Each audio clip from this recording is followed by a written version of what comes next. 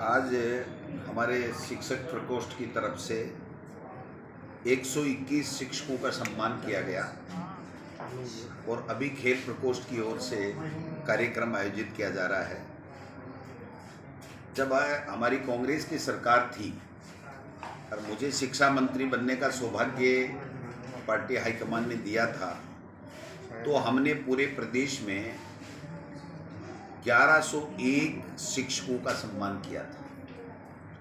और अभी इस सरकार ने 6.25 लाख के शिक्षा विभाग के कैडर में केवल 66 लोगों को सम्मान दिया है। इससे बड़ी शर्म की बात कोई हो नहीं सकती। और मैं समझता हूं कि 10 ऐसे लोगों की कल सूची आई है जो आरएसएस भारतीय भवन से जिनके नाम आए, जिन्होंने कभी आवेदन नहीं किया, जिनका कभी परीक्षण नहीं हुआ और वो किसी नॉर्म्स में नहीं आते, लेकिन 10 ऐसे शिक्षकों की शिक्षा मंत्री की अभिशंसा के आधार पे उनको सम्मानित किया गया। इससे बड़ा दुर्भाग्य कोई हो नहीं सकता। इस प्रदेश का कोई चेक करने वाला नहीं है, कोई पूछने वाला नहीं है। राजस्थान की विधानसभा चल रही है,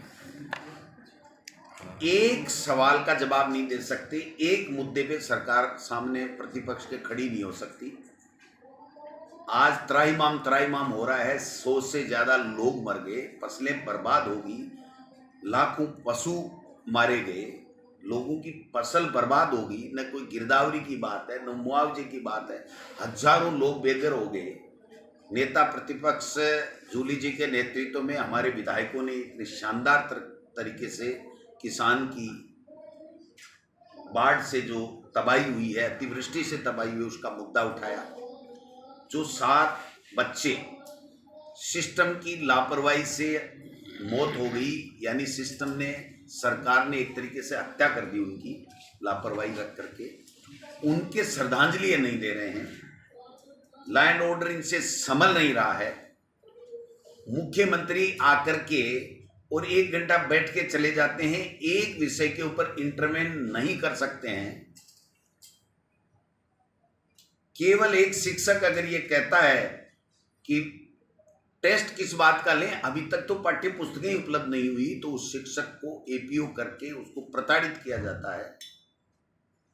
जो हालात इस प्रदेश के बने हुए हैं, हमारा मुख्यमंत्री अतिवृष्टि के समय बाढ़ के हालात पूरे प्रदेश में 15 जिलों में बने हुए हैं, और हमारा मुख्यमंत्री 6-6 घंटे तक सारी ब्यूरोक्रेसी को, टॉप ब्यूरोक्रेसी से लेकर के जिले के जिला कलेक्टर और तमाम संभागीय आयुक्त और सभी विभागों के जो प्रमुख शासन सचिव, उनको बैठा करके 6-6 घंटे भाषण देते हैं कि मेरे दादा ने ये किया, मेरे दादा ने ये किया, मेरे दादा ने ये किया।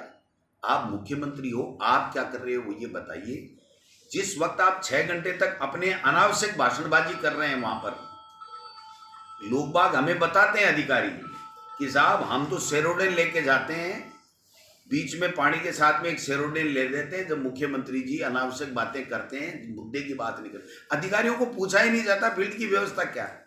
मंत्रियों को कोई सुनने वाला नहीं है, कोई पूछने वाला नहीं है। मंत्री अपने प्रभार जिले में जाकर के ये बात नहीं कर पा रहे हैं कि आपके यहाँ पर कितनी सड़कें टूट गई, क्या हालत हो गई, कितना फसल बर्बाद होगी। 100 मौतें, इनका कैबिनेट मंत्री किरोड़ी लाल मीणा जी कह रहा है कि 100 से ज्यादा मौतें हो गई इस अतिवृष्टि के कारण से, बाढ़ के हालात के कारण से। कोई जवाब नहीं मुख्यमंत्री का, एक संवेदना का ट्वीट भी नहीं कर सकते हो। इससे बड़ा दुर्भाग्य इस प्रदेश का क्या हो सकता है। आपने देखा होगा किस तरीके से विपक्ष की एक बात का जवाब नहीं दे सकते। और हद तो तब हो गई जब संवैधानिक कुर्सी पे बैठा हुआ हमारा स्पीकर पूरी तरीके से भारतीय जनता पार्टी के चंगुल में फंस करके और विपक्ष की आवाज को दबाने का काम करता है और सरकार को, निकम्मी सरकार को जवाबदारी तय करने से बचाने का काम करता है। तो उसके बाद में फिर सवाल उठता है कि ये जनता की आवाज कौन उठाएगा सरकार तक, और उनके लोगों की पीड़ाओं को हरने का काम कैसे होगा। ये सारी की सारी चीजें जो है वो हो रही हैं, आप सबके सामने हैं। अभी अभी मैंने सुना है कि मदन राठौड़ साहब ने, दिल्ली से एक पर्ची आई, मोदी जी की फोटो आई, एक पंपलेट आया कि आपका इसको वाचन करना है और मोदी जी की जय जयकार करनी। ये तो कर ही रहे हो ना, 2.25 साल से, 11 साल से कर रहे हैं बीजेपी के लोग और आरएसएस के लोग। लेकिन मैं पूछना चाहता हूं मोदी जी, 11 साल इस जीएसटी को लगा करके आपने इस देश की जनता को लूटने का काम किया है, और अब जब आपका समय आ गया कि ये कार्यकाल आप 5 साल पूरा नहीं कर सकते, राहुल गांधी ने आपकी चोरी, वोट की चोरी पकड़ ली और पूरा देश उठ खड़ा हुआ कि मोदी सरकार जनता के लिए नहीं, अपनी केवल सत्ता की कुर्सी बचाने के लिए संवैधानिक संस्थाओं का दुरुपयोग कर रही है, जनता की गाड़ी कमाई को लूटने का काम कर रही है।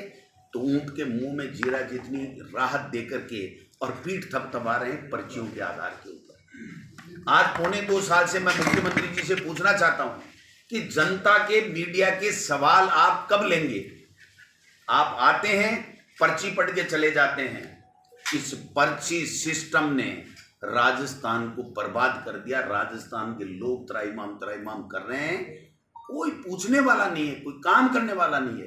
भ्रष्टाचार इतनी इस कदर से हावी है और इन्होंने अनर्गल बयानबाजी कर करके राजस्थान की छवि का भट्ठा बैठा दिया। सब चोर हैं। पहले तो कहते थे कांग्रेस ही चोर हैं, अब कह रहे जो दिव्यांग लग गए वो भी सारे फर्जी हैं, तलाक से लग गए हमारी माताएं बहनें वो भी सारी फर्जी हैं, शिक्षक भी सारे फर्जी हैं, थानेदार भी सारे फर्जी हैं। अरे फर्जी है, कर्मचारी कितने हैं? नहीं है, तुम्हारा काम क्या था? 2 साल तक पकड़ते जो फर्जी हैं, लेकिन सही जो व्यक्ति लगे हैं उनको आप बदनाम कर रहे हो, इस प्रदेश की साख के बट्टा लगा रहे हो आप। जबकि सही बात यह है कि फर्जी है पर्ची, और पर्ची के साथ बने हुए तमाम वो लोग जो अपनी जिम्मेदारी नहीं निभा पा रहे हैं, इस प्रदेश का कोई सार संभाल नहीं कर पा रहे हैं, लोगों की आवाज को नहीं सुन पा रहे हैं, वो लोग। ये मैं कहना चाहता हूं। तो आप कोई बात हो तो आप बताएं। विधानसभा में जिस प्रकार का रवैया सत्ता पक्ष का और आसन का रहा है, वो ऐसा लग रहा है कि हम लोगों को अपनी बात कहने से रोक रहे हैं। आज भी आप लोगों ने देखा होगा, सुबह से हम प्रोटेस्ट कर रहे हैं किसानों के लिए, प्रदेश के आम आवाम के लिए। 193 लोगों की मृत्यु हो चुकी है इस बरसात की वजह से।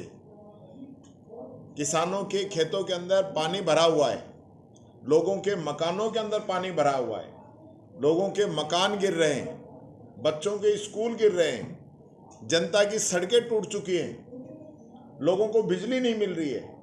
इन हालातों के अंदर अगर विधानसभा में हम अपनी बात कहें और उसको नहीं सुना जाए और सरकार जो जवाब दे, वो मंत्री जी ये तो कह रहे हैं कि बरसात जो है विशेष हुई है, और जब हम कह रहे हैं पैकेज भी विशेष होना चाहिए, उस पर जवाब नहीं दे रहे।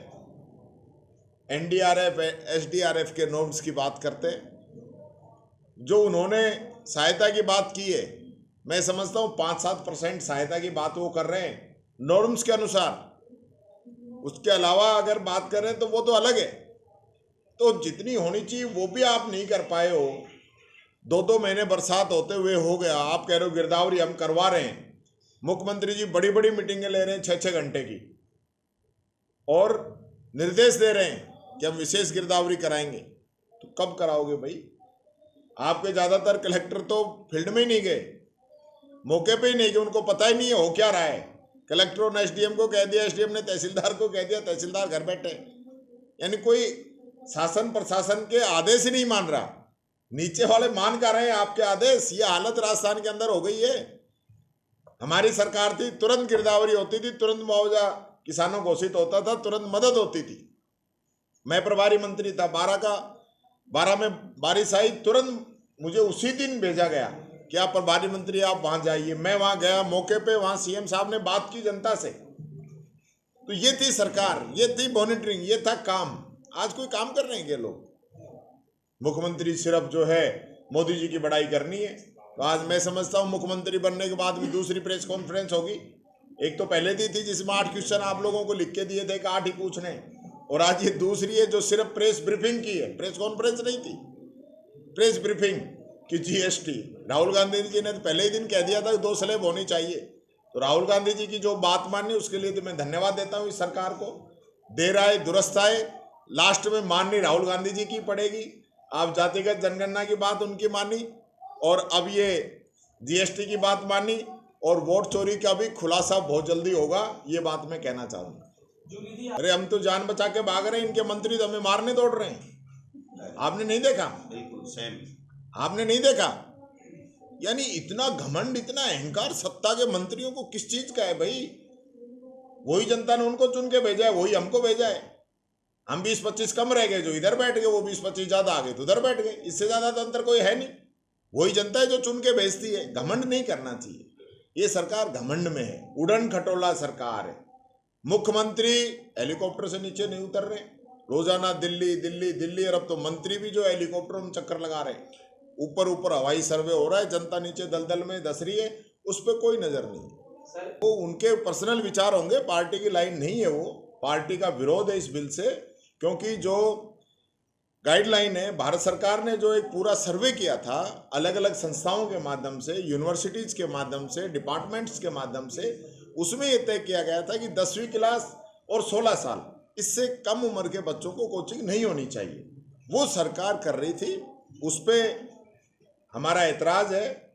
जो कोचिंग को छूट दी उस पर हमारा एतराज़ था, कोचिंग की संख्या में जो छूट दी उस पर एतराज़ था। और पूरा बिल जिस प्रकार से लाया गया है वो ऐसा लाया गया है कि कोचिंग को ये लोग राहत देने का काम कर रहे हो, न कि जो बच्चे सुसाइड कर रहे हैं उनको, और जो अभिभावकों की जेब काटी जा रही है उसको। तो उसको लेकर हमारा विरोध था। वो पार्टी लाइन से अलग पारिक जी ने अपनी बात रखी है, वो पार्टी का कोई उससे सरोकार नहीं है, उनकी व्यक्तिगत बात हो सकती है। चाणक्य न्यूज इंडिया, आपनो राजस्थान, अब आप सबके सामने पहली बार नए अंदाज में, नए भारत और हर कदम पर आगे बढ़ते राजस्थान के साथ, राजस्थान की संस्कृति और राजस्थान की हर वो पहली खबर जो अब चाणक्य न्यूज इंडिया राजस्थान की पैनी नजरों के साथ सबसे पहले पहुंचेगी आप तक।